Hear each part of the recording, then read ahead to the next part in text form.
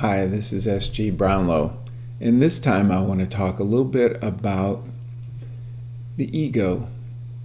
And that's kind of a loaded term, but one way to really think about it is that what your ego really does is it tries to keep you safe by helping you stay on the straight and narrow. These things are okay, these things aren't okay. These are the things that are okay for you to do. These are the things that you are. And so our identity is very much bound up in our ego. It's very much bound up in our stories. And we all have stories and we all have identities and we all believe in this stuff.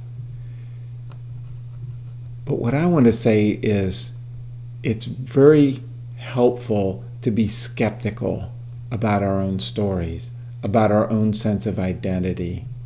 Because really, when you get down to it, every story that we have about ourselves, no matter how good it is, no matter how good it feels to us, limits us. And so if our story is that we are this kind of person and we always do this, we may be in a situation where this isn't the right thing to do. We need to do that. That would be the adaptive thing to do. And then we have conflict. Oh, but I'm not that kind of person. What? You're not an adaptive person? Even a story that I'm adaptive could potentially be limiting. Any story that you tell yourself that you think you have to live up to has the ability to limit you at some point. And so what I want to say, just as a quick hitter, just to give you a piece of hard-won understanding, is not to believe any story that anybody has about you, including yourself. Always question it.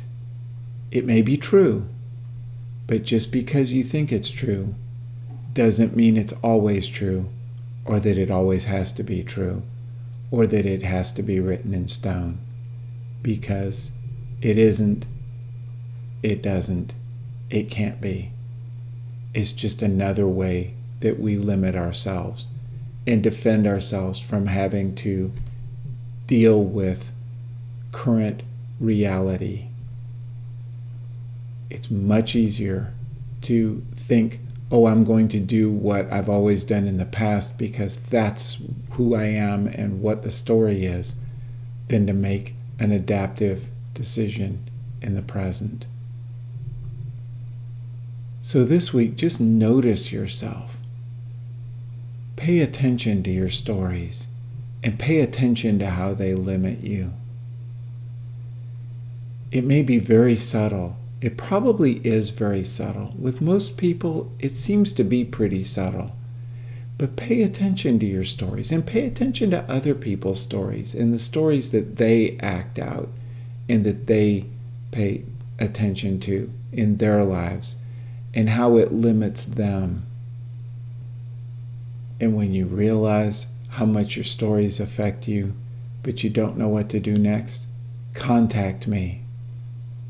Let's see if we can't get you on a better track with fewer stories and more adaptive stories. And until next week, have a great week, and I'll see you next time with another video.